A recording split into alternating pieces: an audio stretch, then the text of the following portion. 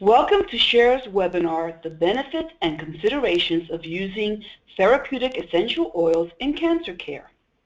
Hi, my name is Ivis Vivas Sampaio, and I'm the Senior Director of Programs at Cher.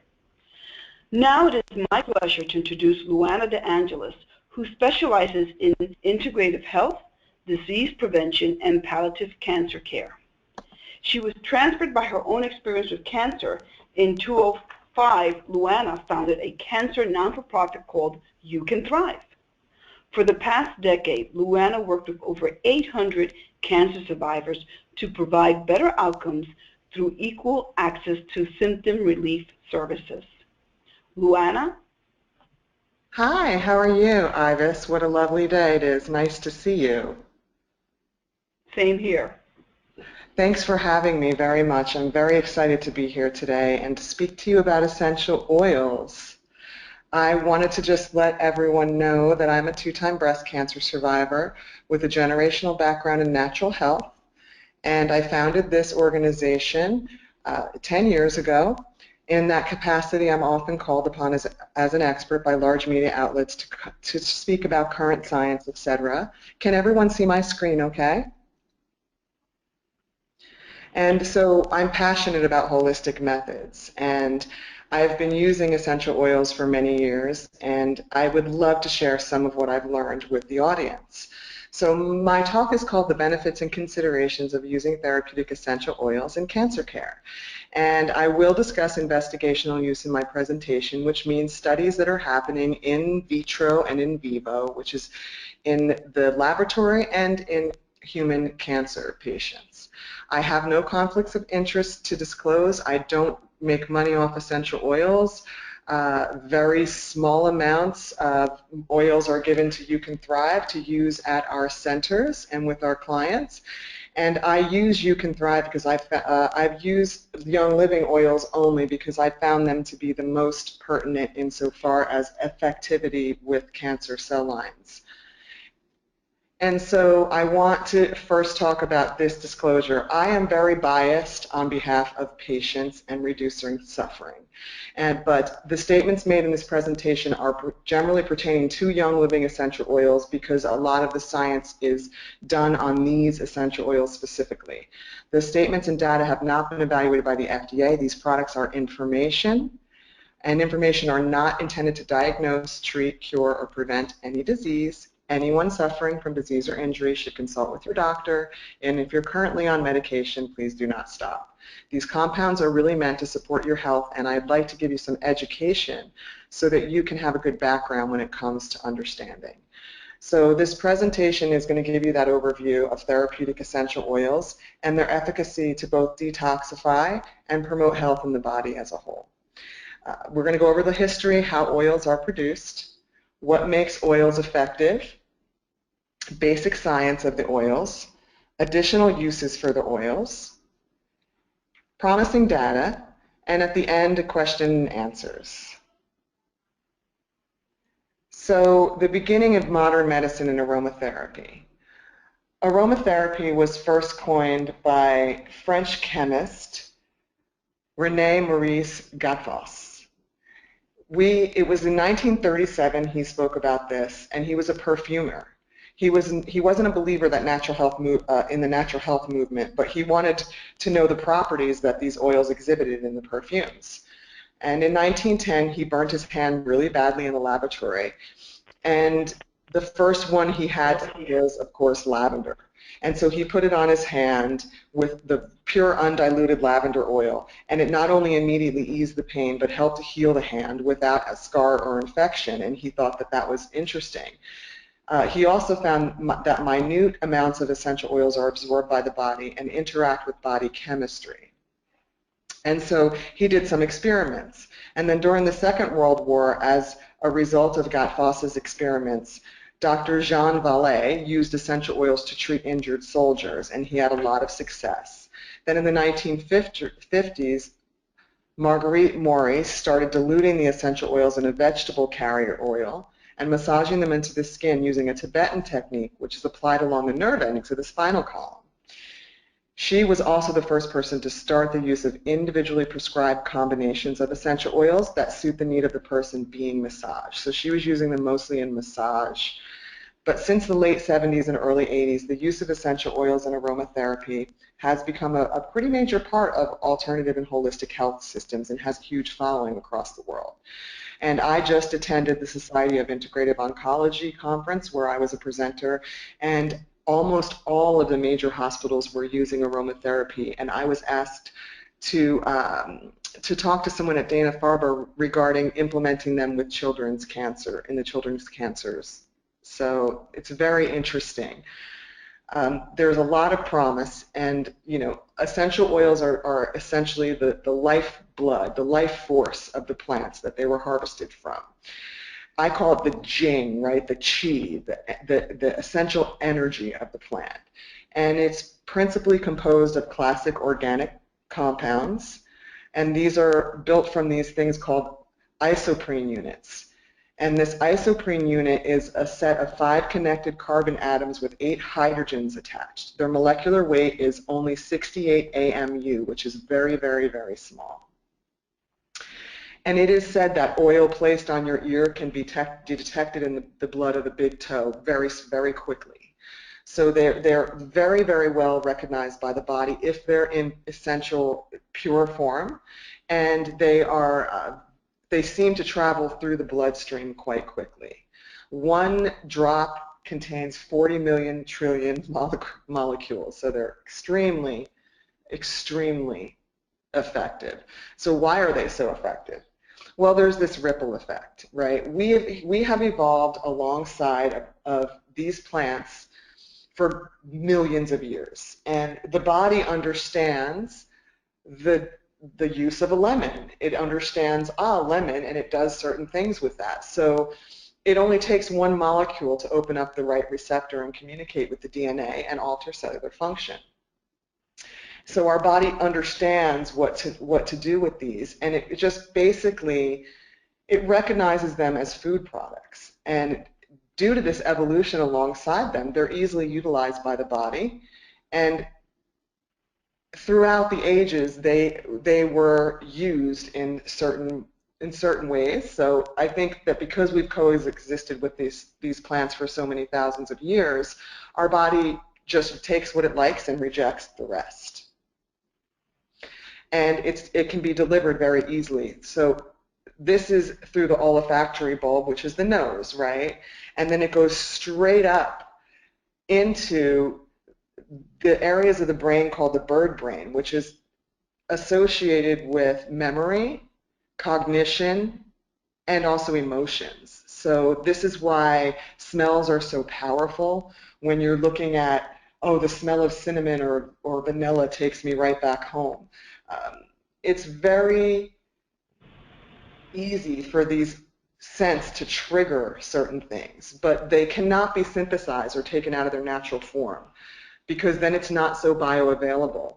And these oils do cross the blood-brain barrier, which substances that are toxic do not. So it's because cancer cells, go through protein channels, the protein structures can change. So it's easier sometimes for your body to recognize these natural substances and change the emotional thing than it is for actually taking drugs, because the drug is not in its natural form. And although it's mostly derived from substances that were found in nature many times, including chemotherapy. So when we look at organic constituents of the essential oils, there's these things called terpenoids, and plant terpenoids are used extensively for their aromatic qualities, and they play a role in traditional herbal remedies and are under investigation as antibacterial, anti-neoplastic, and other functions. The terpenoids contribute to the scent of things like eucalyptus, and the flavors of cinnamon, cloves, ginger, and the color in sunflowers, and the red in tomatoes. So the well-known terpenoids are like citral, menthol, camphor, and the cannabinoids found in cannabis. So there's a lot of different things in the essential oils that have different scientific properties. And I don't want to get too into the science, but I think that it's interesting and important for everyone to have a background and understand that it's not just perfume that we're playing with here. So when you're looking at therapeutic grade oils, they are optimally a naturally occurring blend of constituents. They have a very long shelf life if they're therapeutic grade. And, you know, it's said that the frankincense in King Tut's tomb was taken, but the gold was still there. So they really considered frankincense, and it was frankincense and myrrh given to the Christ child in the historical uses of the Bible. So they really consider these to be very valuable in ancient times. But with impure oils, and they're generally mixed with some kind of carrier oil, they turn rancid. And the therapeutic grade lasts and lasts and lasts. But there are certain oils I've found, like some of the citrus oils, that can start to taste a little funky and get rancid. So you want to just be careful, especially putting them in the sun and having temperature changes. But there's only a very, very tiny percentage of oils in the world that are meant for medicine. And if you're looking at using oils in any way aside from perfume, you want to read the label, because the FDA does want anything that's made as a supplement to be labeled, and it should be labeled. If the label warns against, it should be labeled like a supplement is. If the label warns against ingesting the oil or applying it to your skin, you know it's not pure. If it's not labeled as a dietary supplement, it's definitely not therapeutic. Okay, so the production of therapeutic grade oils is really important. They use a careful monitoring process and seed selection. The seeds are important, as we know. We grow them in areas with low concentrations of pollution, and the crops are managed by hand with no pesticides or fertilizers. Many times it's on soil that has never had pesticides or fertilizers, which is very important. And many times the therapeutic grade seems to be a higher grade because they are used in a, they're spun in a mass spectrometer, so there are things that they can detect in the oils that would not be pure, and they would be rejected as therapeutic oils. They really want to verify the purity and integrity of the seed and all the way to the distillation, the complete control of the machinery, the temperature, etc., which we'll get into. And then the oils are tested. So it has to meet very high standards with young living oils at least, and that's the oils that I use. There's a vast database of information that's maintained by them as a reference point so that all subsequent lots of oils can be measured, but mostly those oils, and the reason why I use them is because they are grown and overseen by people that I know and trust. So things like sandalwood and rosewood, they're kind of becoming endangered, and it's hard to get. So those are hard to grow because the forests take a long time. So it's important that when they have oils that they're looking at in this way and they have to ship them in from somewhere, that they really take a look at how they're made. And so this is how they're made. We have steam, water, different temperatures, and then the water and plant materials are put in, and you see what happens is the oils, after a certain amount of time, start to float to the top. And what comes off as the oil separates from the water, and the water is like a hydrosol, which is sometimes nice if you can get it to spray on the skin, and it smells lovely, but the hydrosols go bad very swiftly because they're mixed with water. So we can look at some cancer pathways. Cancer travels by a number of pathways, and one of the most important things that we know is that cancer basically has a broken clock gene. The cell doesn't know to die, and so it becomes basically like a vampire. It never dies, and it starts sucking onto other cells and then creating more cancer cells. And we need to look at how that clock gene, those genes that are turned off in cancer cells can be turned back on, and how you can prevent carcinogens from reaching sites like an antioxidant barrier between the cancer cell and the next cell. And then also the cancer cell sits in an environment, and the environment tells it how to express proteins. So that environment, and changing the environment of the cell, can change the protein that it's expressed by that signal this uncontrolled growth. And so when we look at cancer, we want to look at oxidative stress, right? So we can classify inhibitors on this carcinogenic process, right? The blocking agents prevent carcinogens from reaching critical sites.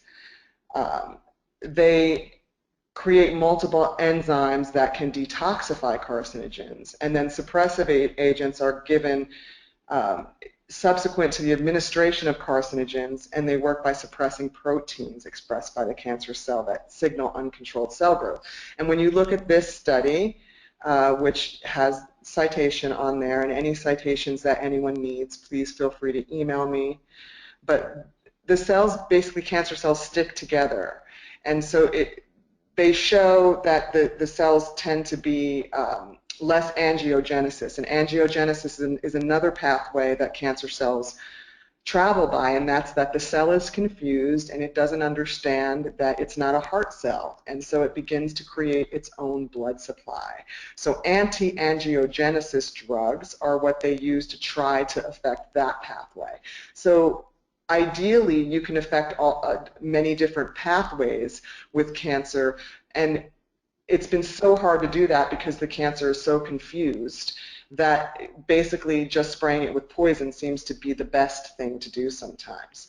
So when we look at this ability of cancer to kind of grab the cell next to it and then create another bad cell, we want to see what substances can get in between those cells and actually help to stop that free radical.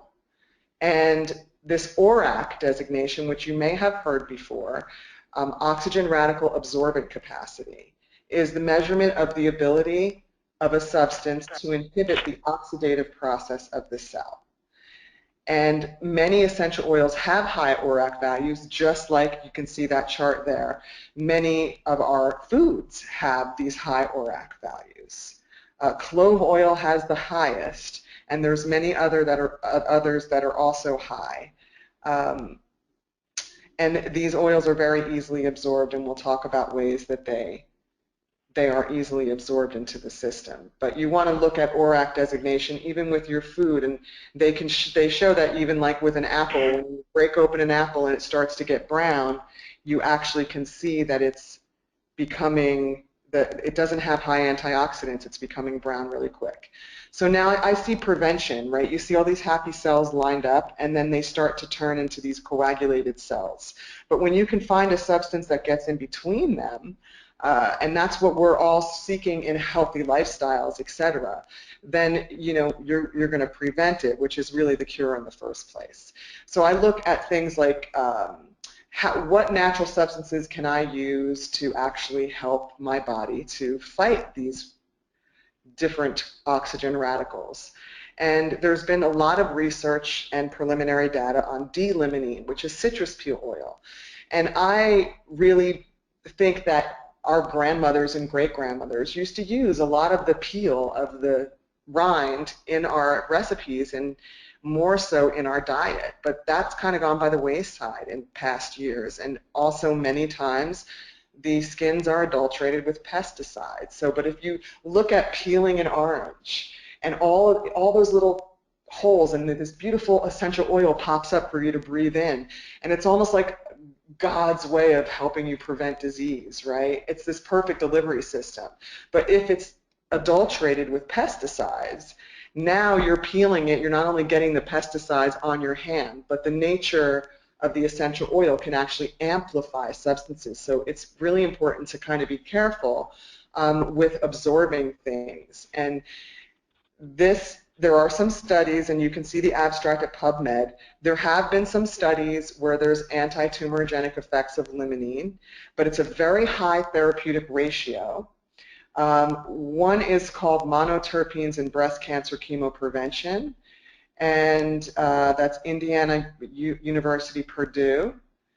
And this was in rats, so understand it's not in humans yet. But in University of Arizona, I heard they're doing phase 3 clinical trials. There have been some other studies of D-limonene in patients with advanced cancer. And the D-limonene is actually what is the active ingredient in these peels of the fruit, of the citrus peel. So there was some complete regression, and I don't think that it's a cure for cancer on any level, but I tend to inhibit and I tend to put more peels into my life because I like to stay healthy as possible.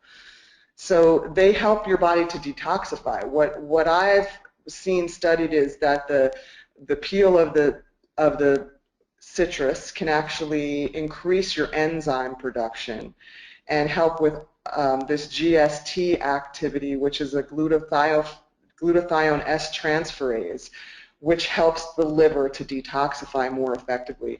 When the liver is more detoxified, it can easier break down substances. So here's some of the oils that are rich in D-limonene.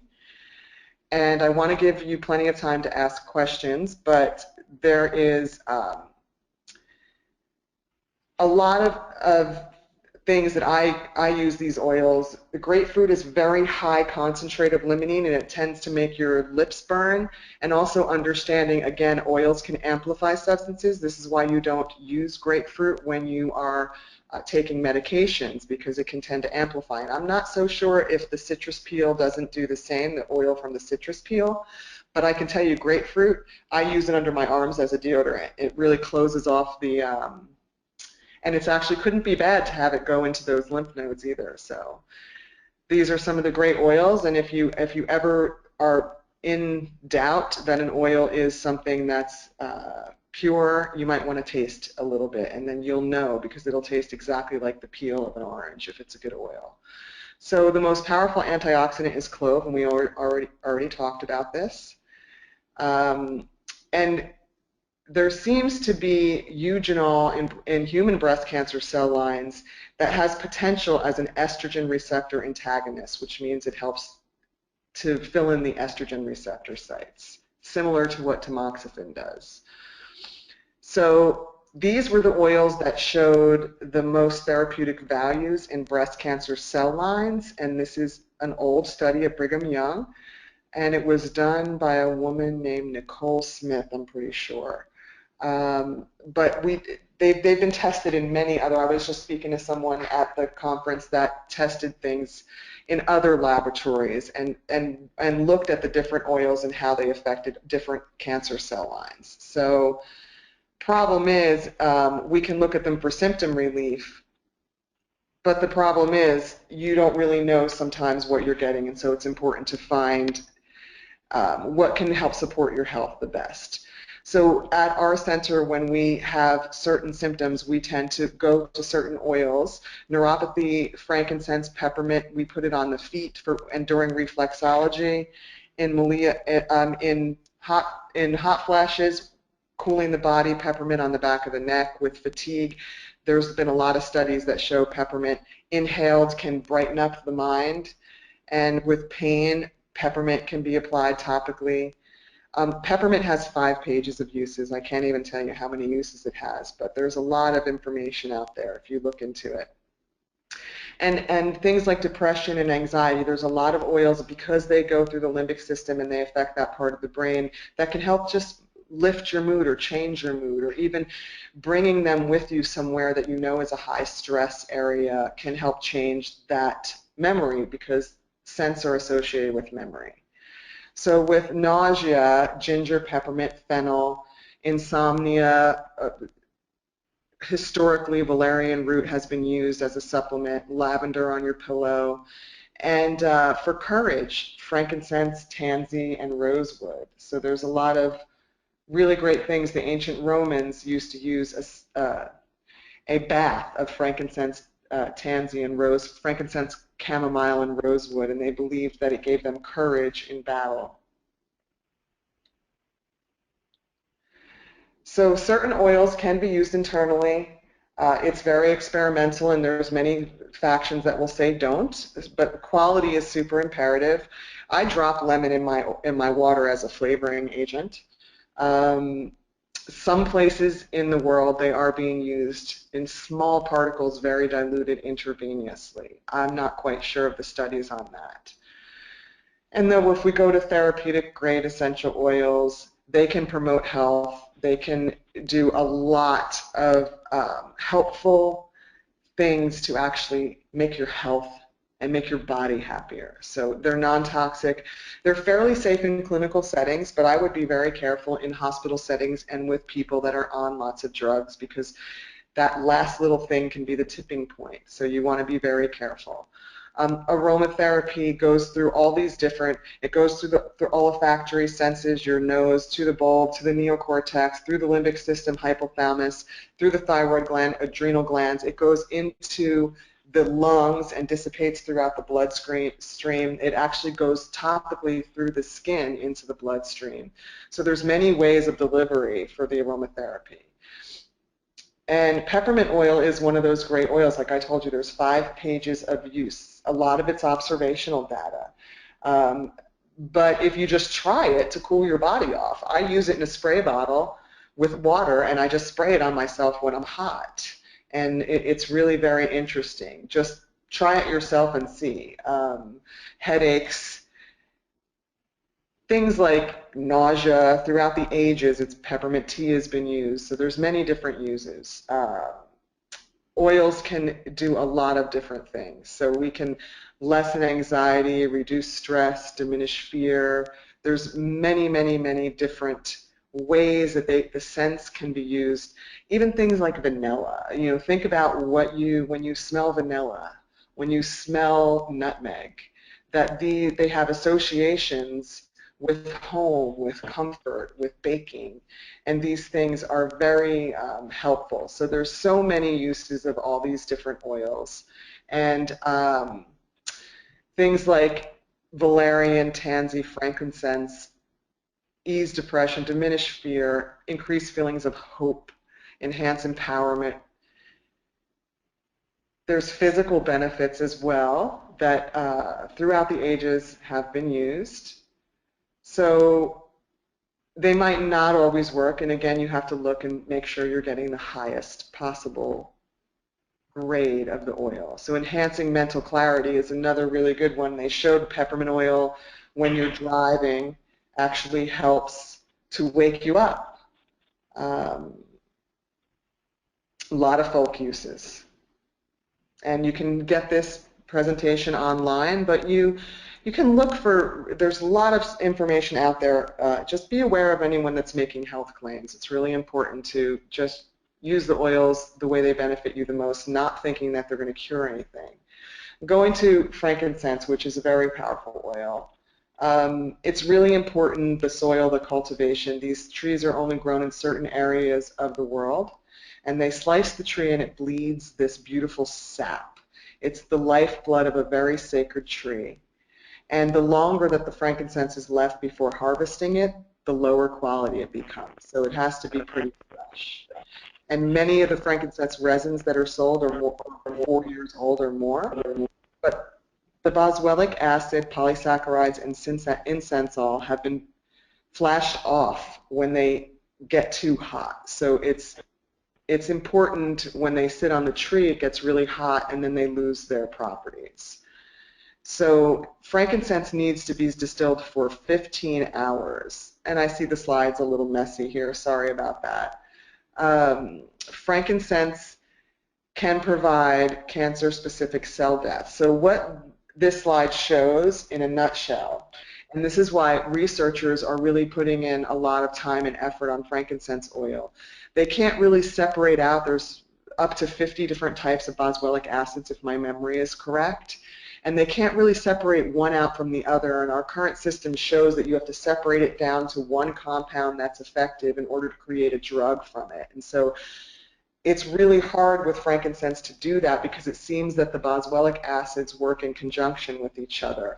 And what they do is they specifically target just the cells that are unhealthy, and they promote the growth of healthy cells. So the next slide shows that in these genes, certain genes are associated with cancer, that clock cell, that cancer cell death. And we know that that's turned off in the cancer cell. And so what they showed when they gave large doses of frankincense to a woman with stage 4 cancer, and then they took after she ingested this for a long time, and this is a case study done by H.K. Lynn, when they took the cancer cell out and the cancer tumor out and they analyzed it in the laboratory, what it showed was that the cancer oncogenes associated with cellular death were turned on, and also the tumor suppressor cells were turned on only in those cancer cells. And it was a very interesting case study, and so now they're looking at NIH to get more money. But it's got this interesting way of differentiating, and there's something called Boswellia sacra, which is the sacred Boswellia oil, and that's a different type of essential oil. So it is capable of suppressing viability and inducing apoptosis with the cellular death in human pancreatic cell lines. The temperature that it's distilled at is very important. If you see, this chart just shows that when you distill it for 12 hours at 100 degrees, they thought that if you distilled it at a lower degrees it would be more effective. But what they're showing is that a little bit higher makes it more effective. Okay, we saw that slide, okay. And frankincense and breast cancer. You can see these studies, H.K. Lynn, et cetera, can repress signaling pathways and cell cycle regulators. This needs more study, but they are beneficial, if not a critical component of holistic approaches to caring for or staying healthy in the face of a serious illness. And they can be beneficial both physically and emotionally to enhance mental capacity in dealing with stress and illness, which is really important because we need to keep going. Much more research is needed in human subjects, very much. And I am a huge proponent of getting more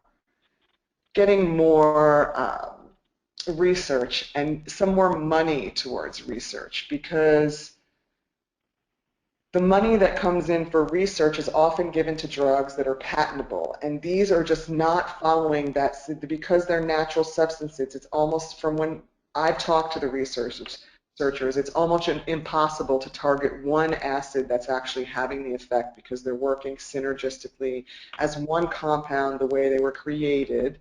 And so I don't know how we can face this issue, how we can change this issue of the way our system was created, which basically excludes a lot of natural substances from being able to be studied because they are not patentable. And it's frankincense and many of these other essential oils fall into that, but I'm a huge proponent for getting more research done because I am a patient advocate, and I like to advocate on behalf of the patients and whatever's best for them. So if you believe in our mission at You Can Thrive, you can find us at youcanthrive.org, and my email address is Luana, L-U-A-N-A, at youcanthrive.org, and that's all written out. You can do many things to help support us. We always need your help, and share this presentation and share, because it's a great organization, and I'm so happy and proud to be working together towards the mission of alleviating suffering for people with cancer. And get out there and thrive, and I wanted to give you an opportunity to ask some questions, understanding that these products are not intended to diagnose, treat, or cure, or prevent any disease. So if you're asking about your specific cancer and what I would recommend, I'm not making recommendations. I'm only educating you. Thank you, Luana. I appreciate your work on this. We have a few questions here, and we do have some time to go over them. Great. First, I'd like to start with one of the questions are if you're aware of the research on the use of essential oils by Dr. Anne-Marie Girard-Robert, and can you tell her where she can read more about this research? Anne Have you Marie heard of her? Gerard Roberts. I have not heard of her. Um, I would like to. I'm not quite sure. It's interesting because I have absolutely no information about her, so I'm not going to pretend that I do. But I'm sure she's doing research that's similar to other people, and finding information about aromatherapy is a little bit difficult. Many times you have to subscribe to a journal that's a paid journal, and they're quite expensive. So that's been an issue in the past for me. I Okay, so that's actually been the reason why you couldn't find it. Okay, so I'd like to go on to my next question, great. and it says here, someone wants to know what kind of oils can she use to help release stress. Do you know almost all of the oils are really good for that? They say that some of the emotional properties of tangerine are very uplifting. Stress. Ideally, valerian is a little stinky, but it very much is valerian, like Valium. It's very relaxing. But I have a funny valerian root story. I come from a long line of women in natural health, and my stepmother actually was using valerian root with her dog on the plane because he got anxious, and she gave him a tincture of it, and the whole plane stunk like dirty feet the whole time, and I was mortified. So that's one thing. Valerian root is great. I like to use it before bed on my feet. And a great delivery system is the feet and the ears, which I should have put in the presentation. On the ears, just like where the acupuncturist puts little needles, the oils go very quickly. Valerian is a great one, but it is stinky, so use it in the privacy of your own bedroom. Um, Many, tansy, chamomile, um, rosewood. Rosewood's endangered and you can't really get it anymore. But those are some good ones for that. Okay, thank you. One question is, I would like to use frankincense. What is the best method to use? I see it sold as a resin to burn with charcoal, oil, and incense. What's the most effective way to obtain the essential benefits of frankincense? So in the presentation, I talked about the distillation of frankincense. When you burn the resin, and there's a reason why it's burnt throughout the years in churches, etc., what the Chinese say is that the essential oil calms the shen, it calms the life. So it's a calming meditative oil. And we're talking about essential oils here. The resins are the precursor to the oils, and they can be burnt. And sometimes I have an oil warmer that warms the resin and melts it just very, very mildly, and you get that smell. But burning them, if you think about it, is not so healthy because you're actually breathing in the smoke, and that's never great for your lungs. So anytime you lean into something that's burning and inhale, it's probably not a good idea. The best way to use the frankincense is, the sacra, the frankincense sacra, seems to be the most effective, and distillation at 100 degrees for 12 hours seems to be the most effective way to use it. And then there's lots of different ways, the body takes it in very easily, so there's lots of different ways that you can use it. Okay, thank you. And someone's asking, is Valerian the same as vetiver, Vetiver? No. Vetiver has historically been used with calming the mind, like ADD and things like that. So it actually probably has a lot of the same compounds. Those compounds that we talked about in the beginning tend to be the same in a lot of the oils. But vetiver has more of a woody smell, and it's not so offensive as valerian. So you can try that one too if you want to calm down. Okay, and someone's asking, how can I stimulate appetite? Oh, very important. We don't want wasting. Um, I am not sure with the essential oils because the smell, even like of vanilla, doesn't always stimulate the appetite. Sometimes it actually quells the appetite. So the essential oils are probably not going to help you to eat more. When you look at other things like the cannabinoids, you'd have to talk to your doctor about that, because I heard that the medical cannabis is coming in New York at some point. It has been passed.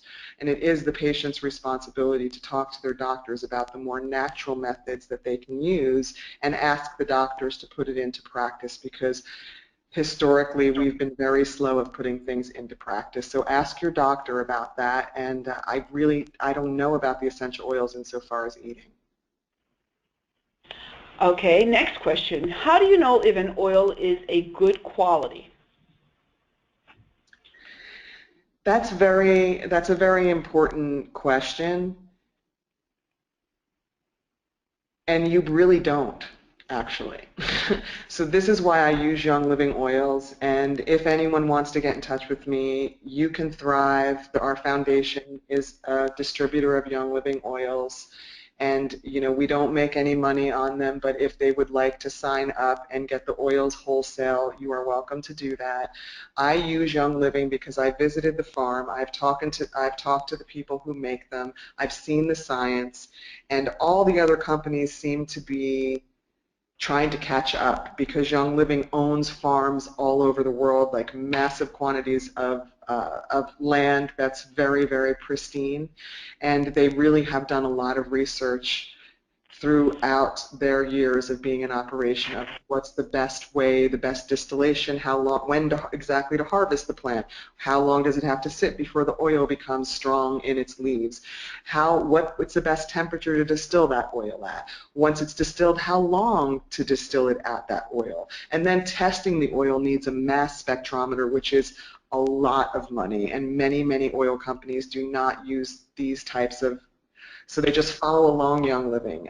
One thing I do when I'm looking at oils, I compare them. See, I always have the Young Living oils to compare them to, but I'll take a little bit, because I know it's not going to kill me.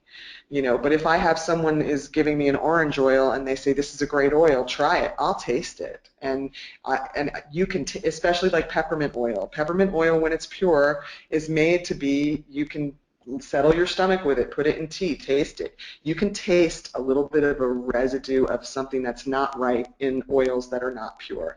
And when you taste one that's pure, you'll know it. Okay, thank you. Someone's asking, do you know of any negative interactions between chemotherapy, drugs, and frankincense? I do not know offhand. I know a lot of holistic and integrative doctors use boswellia, and that's the scientific name for it, resins and homeopathy tablets in conjunction with. I would talk to your doctor always, and I haven't found interactions, but again, what I talk to you about is sometimes the oils can be cumulative, and when you're doing something as strong as chemotherapy and you add that one little molecule, it could be enough to just amplify the chemotherapy and put you into a bad reaction. So I would be very careful. Good. I'm glad you mentioned that, because that's one of the things I wanted to mention, that this is general information for people to consider using, but also to bring this to the attention of their healthcare providers, their oncologists, their surgeons, and get the information out there before they start using anything. And that, of course, they're still doing research on some of these essential oils. So we'll keep updating them. And exactly. I wanted to say one more thing about that. Don't get angry at your doctor if they tell you no. Don't get angry at your doctor if they say stop everything. They are really in a position of not being highly trained in this area. And they are liable for whatever they say yes to. So please take it easy on your doctor. It's very hard to know everything about everything. And it's imperative that they remain cautious on your behalf. And so you really want to speak to someone who is in the know insofar as the natural things, and try to figure out a way that you can complement your treatment without putting too much stress on your doctor, because again, this is not their area of expertise, and so they are, very, very likely to say no. Thank you, Luana. Some of the questions were, again, with respect to neuropathy and anything that can be used to help with neuropathy. When we work with You Can Thrive, and what You Can Thrive does, in case anyone doesn't know, is we provide access to holistic lifestyle choices and therapies for people that are going through cancer, and breast cancer specifically, but I usually navigate all cancers and help them to find practitioners who are definitely qualified and very sympathetic towards the cause. And so in that capacity with You Can Thrive, tell me your question again. These were questions about neuropathy, the use of essential oils for neuropathy. And so we've come across many, many people with neuropathy in that capacity, and I have always tended to put them, acupuncture tends to be helpful with neuropathy, but it's kind of painful because they have to needle into your feet, and that's not a fun place to be needled.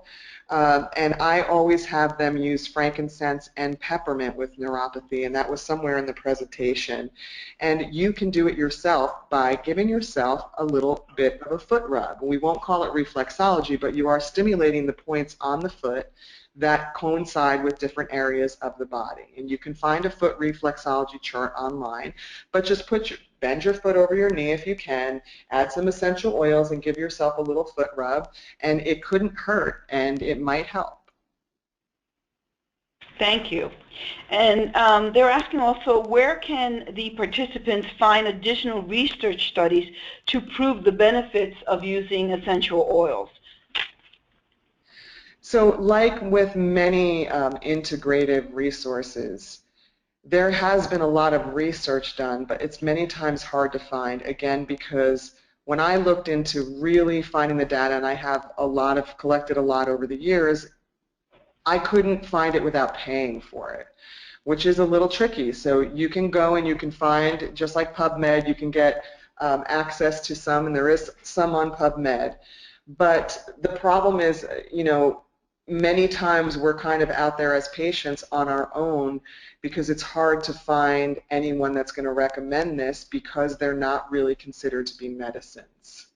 And so using it to support your health is the best way we can go about that. So it's very hard to look at all of the science, and it hasn't been compiled properly, and it definitely hasn't been phase 3 clinical studies, double-blind, placebo-controlled. It's kind of hard to do that with frankincense and things that smell really good because you kind of know when you're getting them and when you can't. It's hard in our current paradigm to do it. Thank you, Luana. One question here is, what agency certifies the essential oil?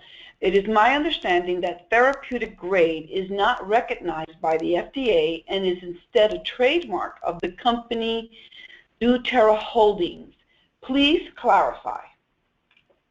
So you're right, therapeutic grade, when you ask anyone who's an aromatherapist, they get like a little bit irate about you saying therapeutic grade oils.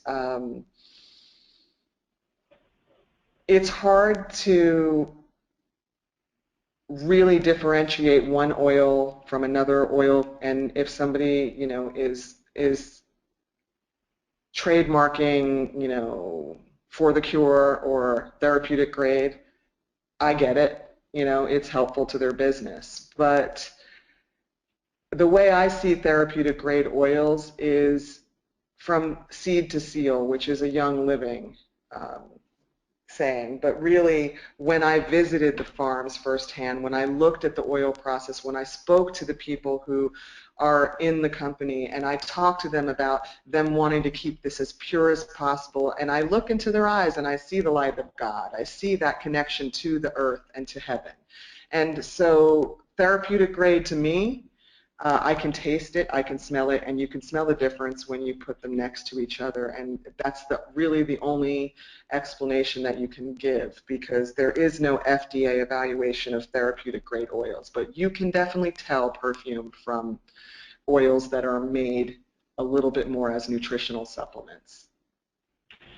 Which shows how research needs to continue in order to validate the information, and it's constantly changing. So I would like everyone to please make sure that they understand that they should bring this information to their healthcare team, do their research, and decide together as part of a team as to what your next move will be and how you will use these essential oils. And my last question here is, a woman states that she uses teas often, such as lavender, to relax at night, or sage during the day. Should she be careful as far as the quantity that she drinks?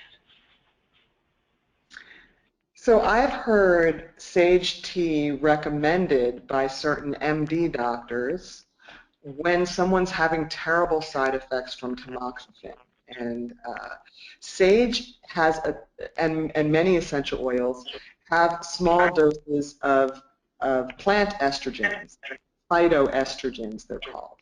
And phytoestrogens are healthy estrogens. They're not carcinogenic, just like soy, but they can increase the estrogen in small, tiny doses. I am careful when I use clary sage and sage. I actually didn't use them so much at the center. But if somebody's having terrible depression from being depleted of their estrogen, then a small amount, the same way they would give it intravaginally if somebody is having issues with that area, a small amount of estrogen in that way can help to alleviate some of that really difficult situations. But I wouldn't worry so much about the phytoestrogens as you do the chemical estrogens that are found in plastics, because the phytoestrogens they're generally utilized as good estrogens, especially if you're active to a certain amount. The phytoestrogens and chemical estrogens in the environment are much harder to be a protective benefit. Thank you, Luana. So this is the conclusion of our webinar. We'd like to thank Luana DeAngelis for a great presentation, and again to remind everyone that this is information for you to help you in your decisions